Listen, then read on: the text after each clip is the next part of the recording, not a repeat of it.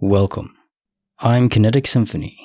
I hunt down and report on weird and true mysterious stories, from glitches to the paranormal.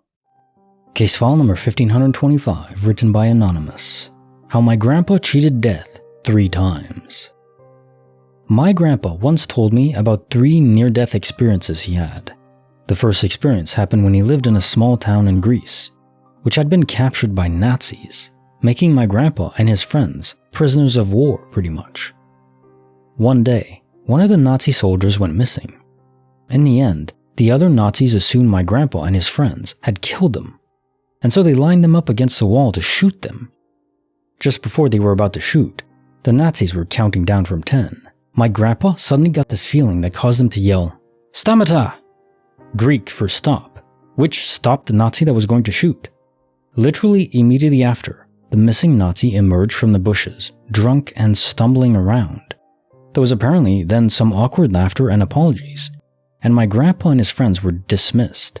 The Nazis were amazed at his foresight, as all of them had been blindfolded too.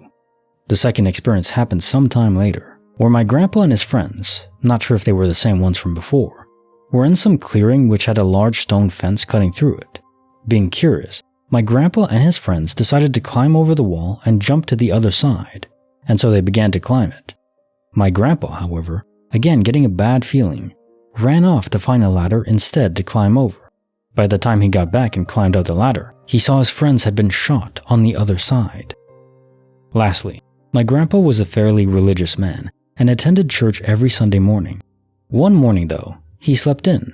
This was very unusual, as he had never been one to sleep in anyway. He got dressed and rushed to church, but upon arrival, he discovered the church had had a bomb fall right on it, killing everyone inside. Case notes for file 1525. How my grandpa cheated death 3 times. What a fascinating story from a horrific time in our human history. Was it some sort of divine justice intervention to deal with these Nazis? To protect you from them?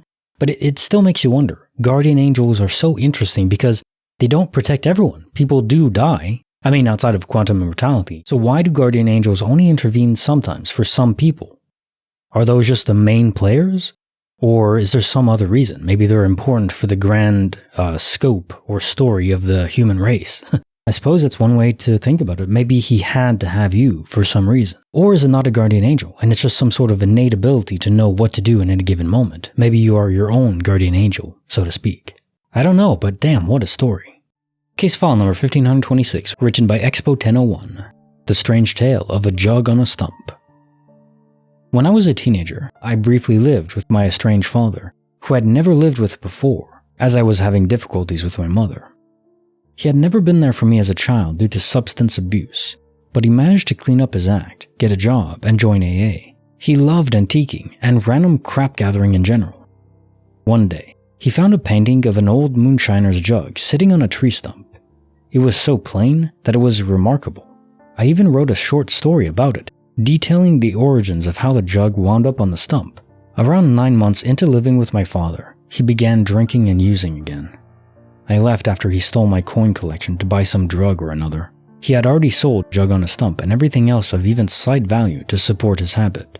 Shortly enough, he found himself back in prison for ripping someone off to buy drugs and booze. It's been 12 years since then. My father got released from prison after serving 2 years and cleaned up his act for real this time. He has been clean and sober for 11 years at this point. Our relationship has never quite recovered, but it is not bad these days. Last summer, I was looking through Craigslist and happened upon a funny listing. Painting of a crockery in brown, $12. I clicked on it and sure as crap, it's Jug on a Stump. I know it's my Jug on a Stump because it was a really unique frame. Besides, no one would ever paint 2 of these hideous things. I emailed the poster, but it was already sold. I hoped that whoever bought it would treat her right. Later that day, my father stopped over for an impromptu visit, something he rarely does. I can't help but notice the large painting he carries as he walks in. I shook my head in disbelief. He had seen the listing just before I did and purchased Jug on a Stump for me. Case notes of file 1526. The Strange Tale of a Jug on a Stump. What a wholesome story in the end. Your father overcoming his addiction permanently, by all appearances, and then remembering that painting. That's just this innocuous, unassuming painting, but he found the Craigslist ad at the same time as you too? Damn, that's definitely synchronicity, symmetry in that. And it might just be that you and your father are connected on that deeper level that we can't fully explain yet. I will say, magic or not, keep that painting around. I think it could be the glue between you and your father. Bonus file written by Methofelis, The Mysterious Wire Strippers. This was close to 10 years ago. I was about 17 and had just moved to Houston with my now ex-to-be near his family. I got knocked up, etc. We were in the backyard on the porch, probably somewhere around 2 a.m. Now, the whole backyard is surrounded by the usual tall wooden fencing, slats nailed together without much space between the boards. The fence wasn't old or in any sort of disrepair. As we're sitting there, we watched a board carefully lift to the right, over another board, as if it had been pushed up, out, and sideways in that order. We stared as it carefully settled back into place. After much debate over who wasn't a huge wuss, we both went and checked it. No nails were loose, nothing was wrong with the board. There wasn't a physical way for it to move. We never figured that out. Another was living in this creepy little row of apartments that used to be part of a church next door. Apparently nuns had lived there, died there, etc.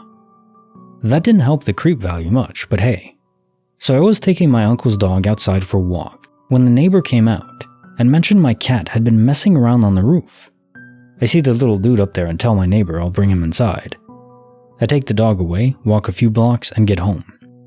When I do, the neighbor comes back out, repeats exactly what he just said, and the cat walks into view just the same way he had the moment before. Now, if the neighbor were a drunk, or senile even, I'd say he just forgot. But it was precise. Unnerved me. Lastly, I caused a moment like this for someone. It was at my job at a backstage electrician technician in a theater. We're used to roaming around in the dark, so sudden people behind you can be fairly normal. I was working on a light that had a loose wire. When I asked who I thought was my other electrician to hand me a wire stripper, I looked back and nobody was there. From in front of me, when he comes walking up, wire stripper in hand. He said I had asked him for it a while ago, except that he had been on the tool room for the past 10 minutes where he thinks I asked. I had actually asked 1 minute previous to thin air. The tool room is through a hallway and not even remotely close enough for him to hear me.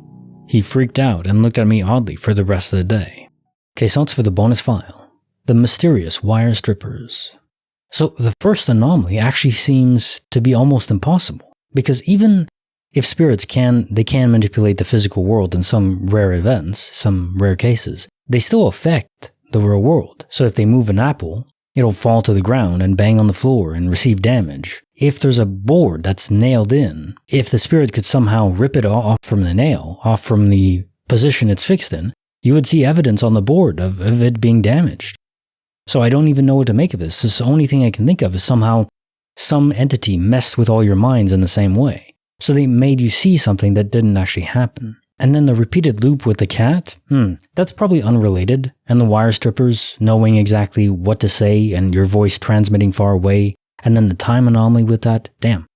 There's so many things going on in the story I couldn't possibly hope to explain it all. But it really just comes down to the universe is weird.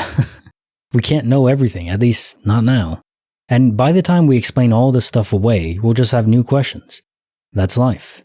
And it's awesome, isn't it?